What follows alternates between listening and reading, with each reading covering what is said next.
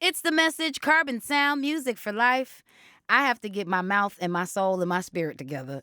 Today we have a heavyweight in the Minnesota music scene. My goodness. I'm gonna just start out with the credentials first. Author, podcaster, and music archivist. Please, communication, make sure I said that right. Music archivist, journalist in Minneapolis with a passion for local history and heart forward storytelling. And just somebody that I looked up to in my career when I first came here. Andrea Swensson was a giant, a heavyweight. I know that Prince was your thing, and every time I walked past your desk, you were eyeball deep into some computer typing away. That's right. Carbon Sound family, please give a warm welcome to Andrea Swensson. Aw, thank you, Sanni. It's so cool to be looking at you face to face. I know. Here we are back in real life. I know. Well, let me give you a little history. When I first got into radio, when I first came to Minnesota Public Radio, Andrea was working for The Current, and you were writing up stuff. I remember I have seen article after article from you. I'm like, oh, that's so cool. Not only are you a host, but you're writing too. Yeah. And in my experience, you don't always get to do those two things. And if you do those two things, it's because you're really good at those two things. So I already knew you was that girl on the article tip. But I'm like, anybody just gonna be letting anybody write on their website. So that's number one.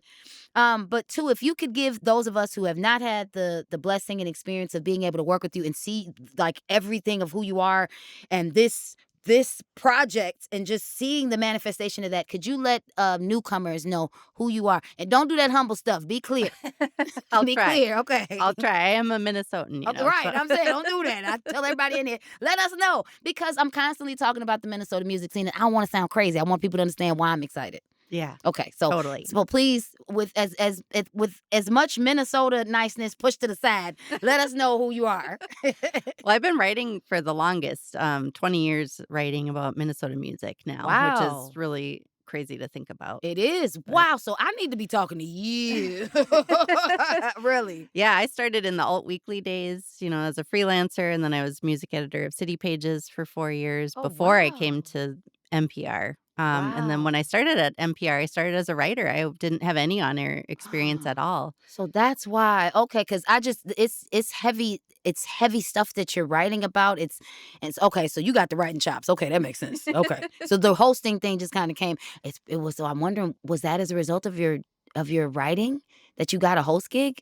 So I think it was a result of my curiosity because Okay. I sat down in my cube to write, but I Yeah. was surrounded by people making radio, and I Yeah. was kind of looking over like, what are you doing? Yeah. How do you do that? And Yeah. so I started as like a guest host on the local show with David Campbell, Wow.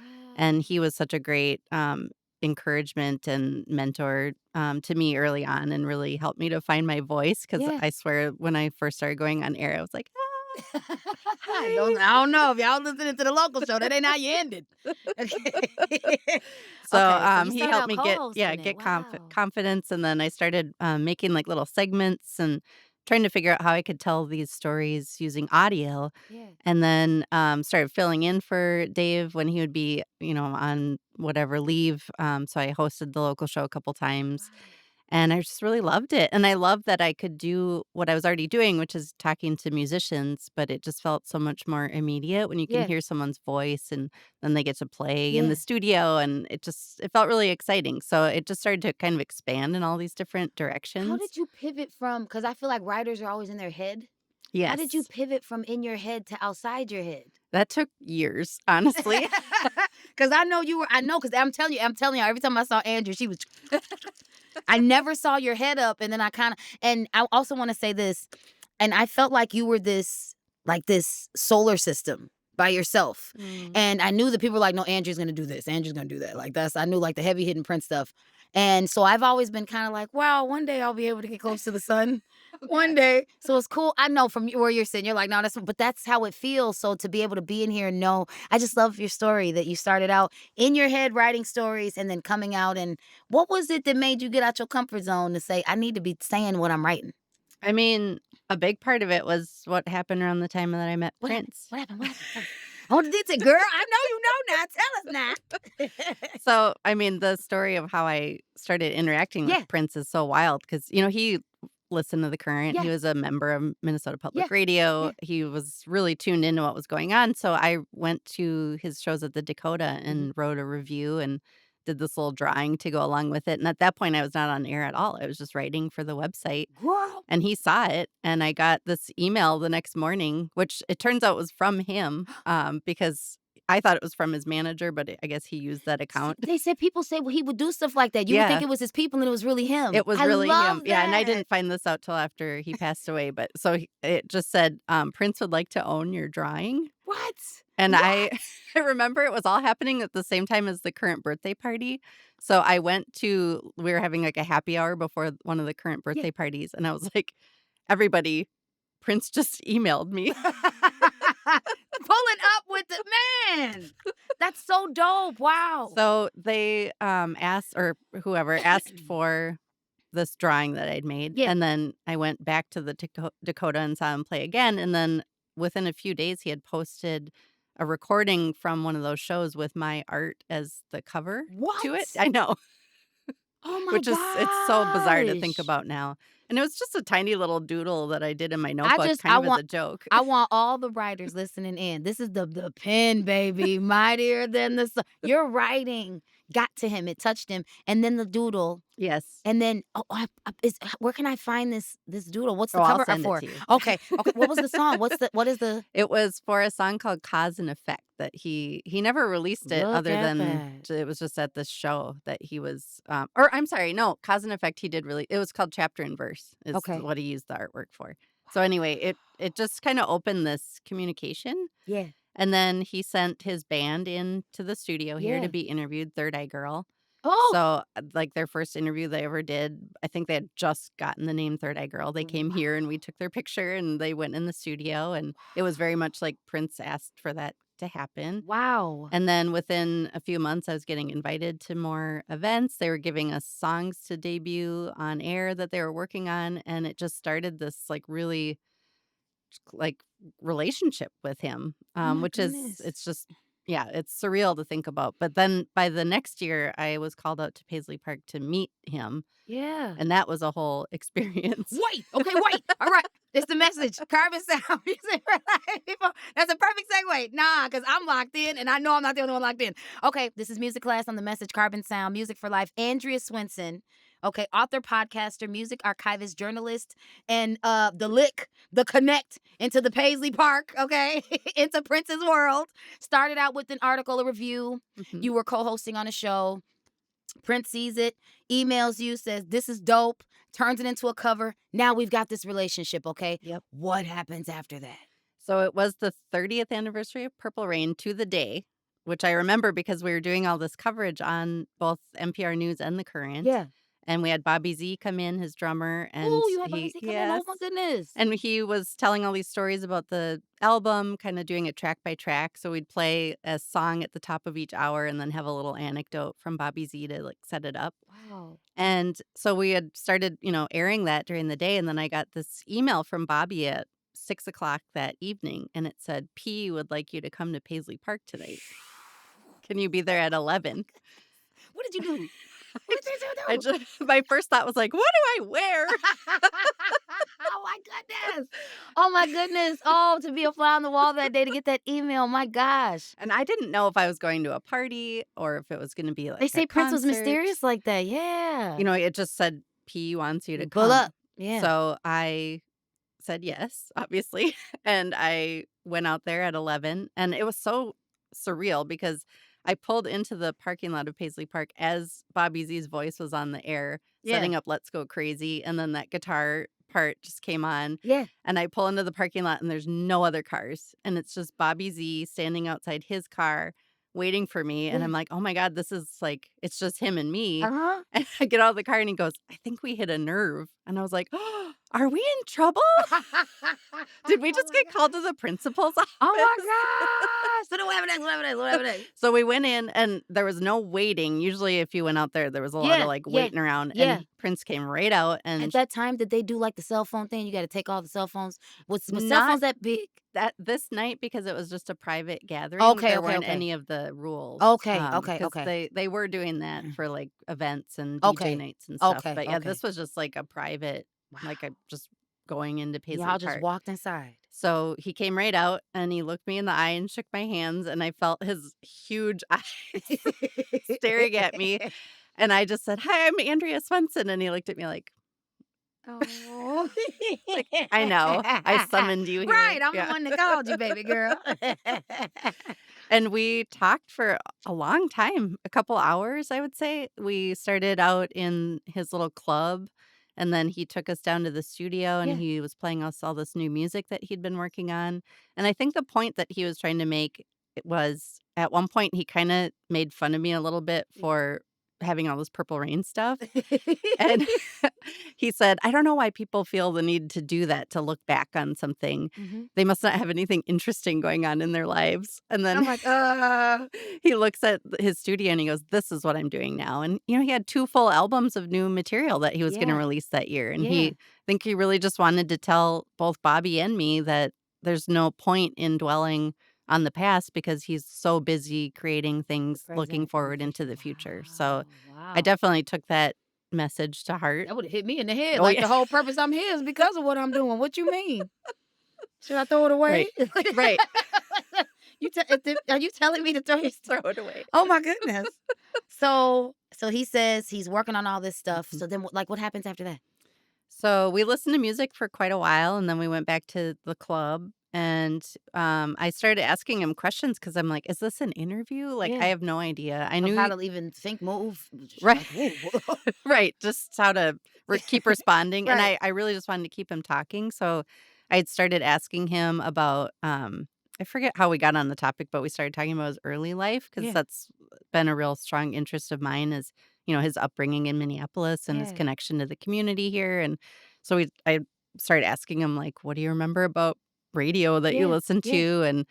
And, access to musical instruments, and he got on this big rant about how, there were so many instruments just available to him as a kid because he would hang out at the Way Community Center, and their school programs had such strong music classes, like, they had Yeah, whole rooms full of pianos, and yeah, he said there were just instruments strewn about, like, everywhere he went, and that now it's so hard for kids yeah. to have that kind of just access to And this instruments. was back then too. Right. Wow, wow. So he was really I could tell he was really passionate about that, and I Yeah, know that, now we've learned so much about what he was privately doing to fund music education mhm, programs and nonprofits and all these different things. So it really came across to me that that was something that, he cared a lot about, and mm. he, I think, really appreciated that I was asking him, about his actual life, Yeah, because so much of what was written about him, especially in that time, it was always so, like, almost trying to point out how weird he was yeah. and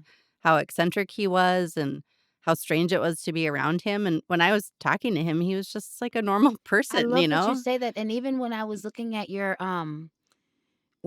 the points for today's show, the thing that stuck out to me is that you said he was shy. Yeah. And could you like say more about that? Because I immediately think about his work and it's so difficult as a person who loves the music. I think it's lazy. It's just, we just think they're like that all the time. And Yep. not like, okay, this is a sidebar. This isn't about music. This is about Martin Lawrence as the comedian. Of all the great things he does, in real life, he's kinda, like, really laid back, Mhm. and to me, it's still to this day difficult for me because why aren't you being Martin Payne? And it's like, no, he's really Martin Lawrence, like, Right. that's the real person, so, Right. can you tell us about, like, what did you learn about his human side when you were able to sit with them? I mean, he was very, gentle, I would Mhm. say, like, his nature was very, like, gentle and Yeah. sweet, and he had a very low, soft voice, but Yeah. also really enjoyed, teasing people.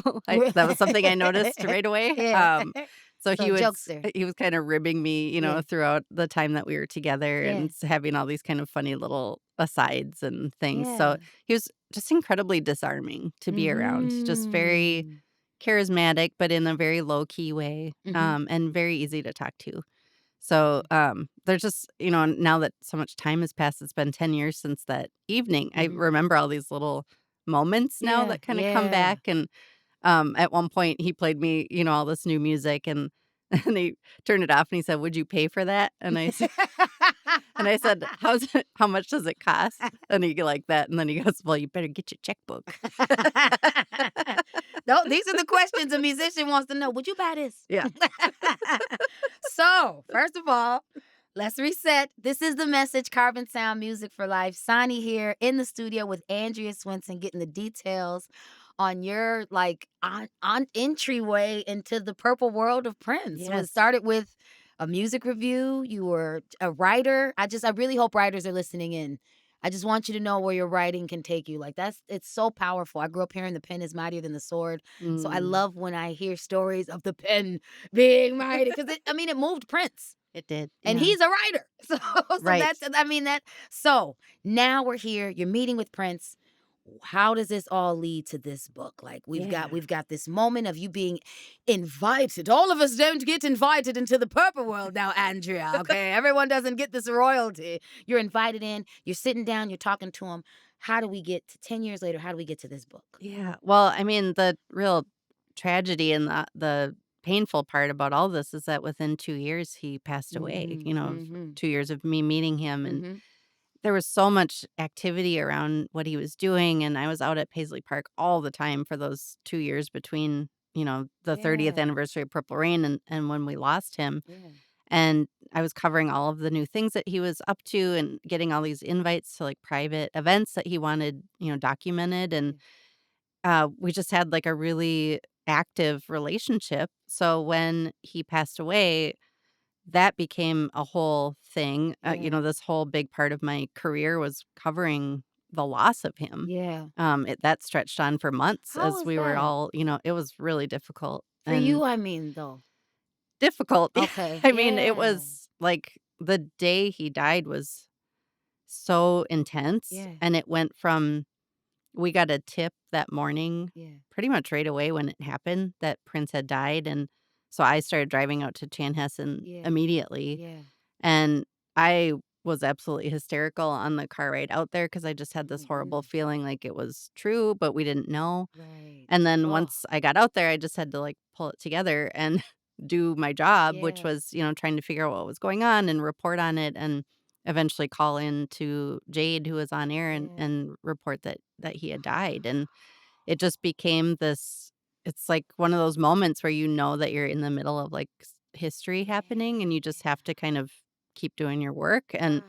so I spent that whole afternoon just outside of Paisley Park on the phone with all kinds of different media, first here in Minnesota and then internationally. People were calling from Ireland and Australia, and How did you handle that? How did you I don't I it's one of those things where you just kinda keep going and keep doing it, and I just kept telling this same story I just told you about Yeah. meeting him, like, Yeah. he was a real person, and he was really sweet and kind, and he wasn't this, like, eccentric weirdo, he was Yeah. actually just this guy that came from North Minneapolis Right. and, like It's a regular guy that was dope in music, man. Yes, and he worked so Yeah. hard to get, where he was and to Yeah. do all the things he did while he was alive, and I just kept repeating that over and over to, all these different media outlets, and then that night, we had the Wow. big street party in front Yeah. of First Avenue, and that was, like, so beautiful. Yeah. It was so packed. I remember I was standing outside of, like, where you go into the 7th Street Yeah. entry. Yeah.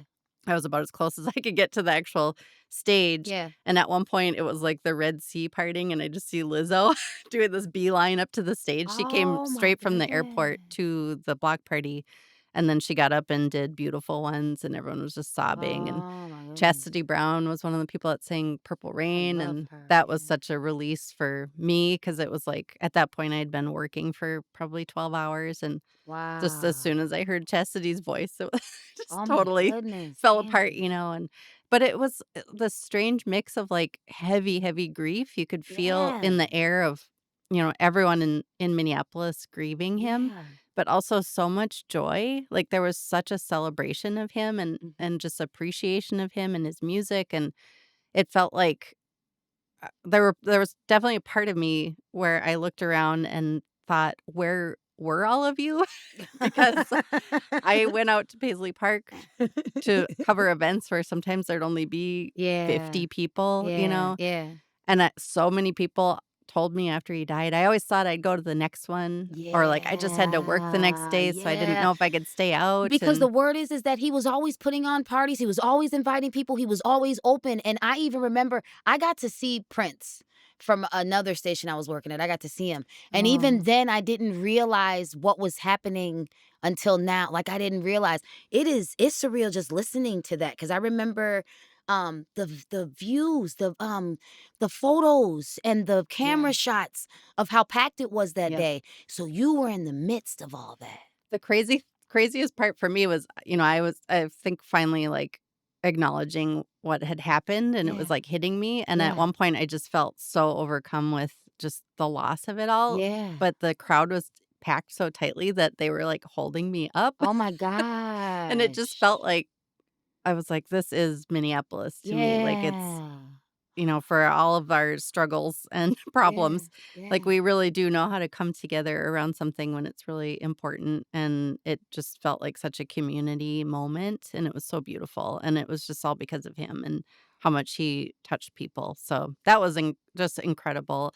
So then, time started going by, we're still actively covering him Yeah. here Yeah. at the Current and, writing about all the different tributes and Yeah. kind of all the things that are going on after he died, Yeah. and then I think it was maybe only 6 months after we lost him, the estate reached out to me and said, "Prince liked your writing," Yeah. um, which is, as a Minnesotan, like, what?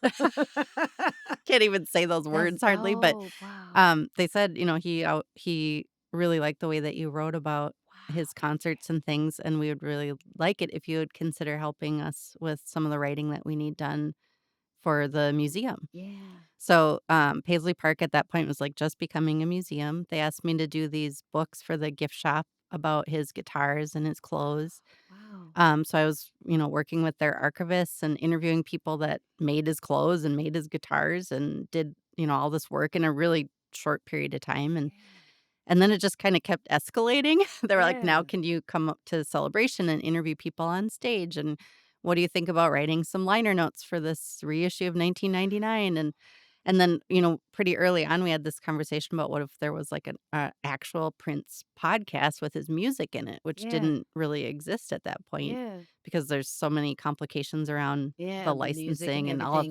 that. Yeah. Yeah. So that was, like, a whole development of I think it probably took a year between NPR and the estate and the labels to figure out how that would work, but Yeah. then it all came together and we started making these podcasts, and I think escalating is the only word that comes to mind, like, it just kept going. Wow. There's just, like, more and Yeah. more and more things, and then so I get to the point where we're coming up on the 40th anniversary of Purple Rain, Yeah. and for me, personally, this, like, kind of 10th anniversary of, like, when this all really Yeah. started going for me, Yeah. and, I just knew that I had so much material. I've interviewed so many of his associates Yeah. and band members, and I really just wanted to make something beautiful that really honored everything that's I'm happened in my crying. life. Like, it's I mean, Oh, it's just it's so, wow. like it feels dramatic, but, like, Prince I mean, changed my life, like I mean, but that's I ain't want to say that. I'm glad you said it because I'm sitting here shook. You just talking like it's regular, and I'm like, dude, like you got pulled in, and you're just a part of this like purple tornado, Yes, that's and a good way to put it. and they like, yeah, you and we need you, boo, come here. Okay, from the outside looking in, I'm always hearing that the estate is like this like brick building that's like, Mm. nope, can't nobody get in, but a couple of folks, and you're the one they're calling. I'm sorry. Oh my goodness. You are like a purple chosen one. I don't know about that, but You are it you no, you are. You the only way you would have access to all of this. yes. Like, and I love it. And I am a woo-woo person. So I believe when I say woo-woo, people say it's like the unseen things that are happening and all we have to do is do our best and then the unseen will take over. Mm. And baby, this is reeking with woo-woo. Okay. This is dripping with woo-woo. This Andrew, this is what I'm see, you tried to laugh at me at the beginning of this interview. I said you was a solar system. I said that. I said that, Andrew. And then here we are, Prince's estate just floating around. Prince, his people just floating around, Andrew. And I knew it. See, I'd be right. I'd be right. I knew it.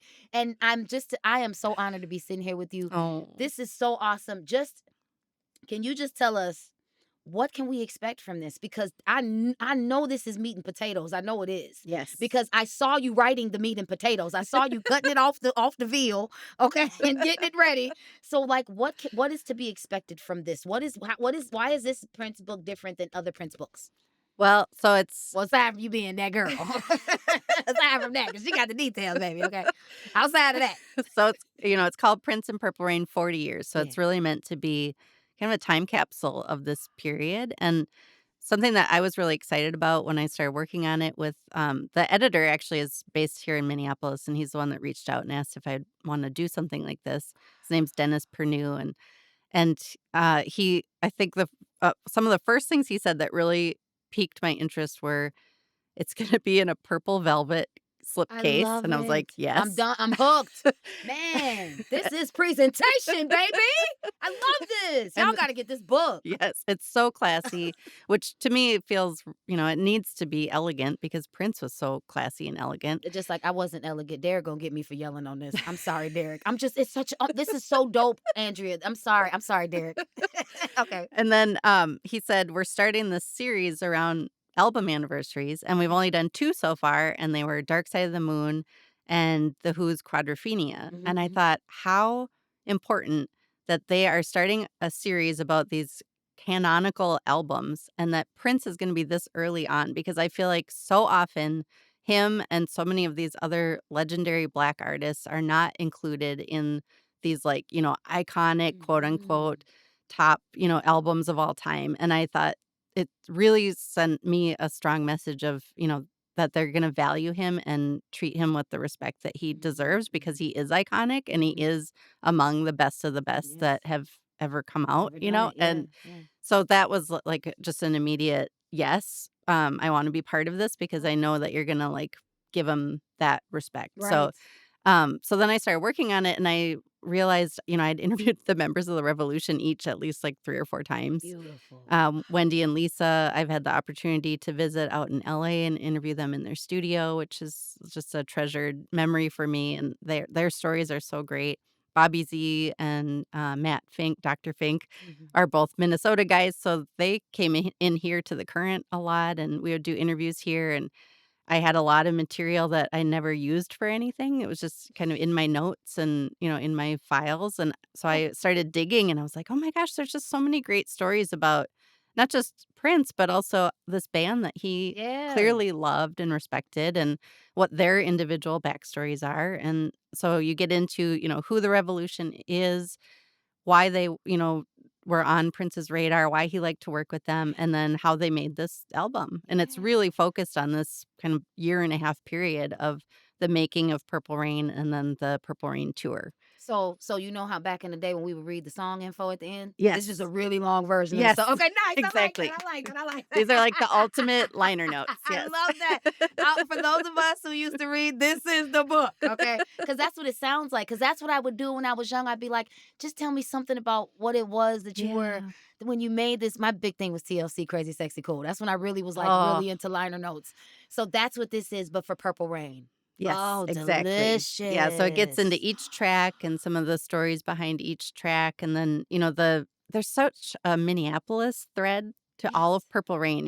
Prince chose Minneapolis and First Avenue as almost like co-stars in the film. Like, he really Yes. wanted to put the city in the spotlight and celebrate the community, and so much of the storyline of the competition between him and Morris Day and the Time, Yes. and then the creation of, Apollonia's group in the movie, like, that's all things that he was experiencing That coming was up in happening, in right. Minneapolis. They would have Right. these battle of the bands, and they would have this, kind of friendly competition between all of the different groups to really try to push each other to get better Yeah. and better, and I feel like that part of the film is so true to Prince's own experiences. Yeah. Like, he really wanted to express, like, how that created so much talent in such a small city. Beautiful. I'm glad that you said that with your mouth because I get up and I holler every first Thursday of the month and let people know Minneapolis, the Twin Cities has just immense musical talent. And I'm not from here. I don't know what is in the air here,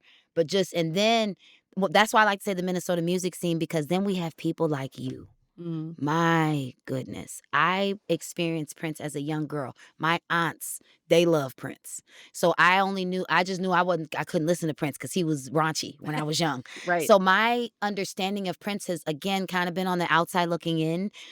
Because again, I was young when he came out. So just to be able to have like this insight to it and then from someone who is like you, who was invited in. This, I'm just so glad that you created this. Oh. And where can we find the book? Yeah. That's important because they coming up missing. We need to know when we gonna find the replacements because they treating this like that. When we say this is liner notes, they treat this like a real CD. Yes. And folks, it's coming up missing, just like the old school. So where can we get the refresh so we can get 2 of them in case somebody takes the first one? Yes.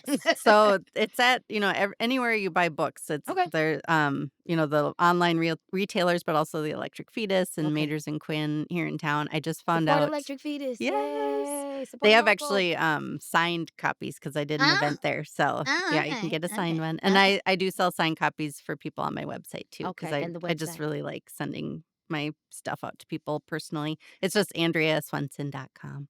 And then I just found out in the fall it's gonna be at Target, which is Oh wow. pretty wild for like a Minnesota girl. I'm like, See, I told you solar system. See? See, now remember at the beginning I said solar system and you guys were like, I don't know, but listen now, okay? And it's like that's how it felt. It just you were always I love it because it's also giving nerd girl. yes. And I love it so much. And I am a nerd girl. And if you are a nerd girl listening, just stick with that pen, baby. And do good music reviews because you never know. They might invite you to the cookout. Yes, Okay. For exactly. real. All right.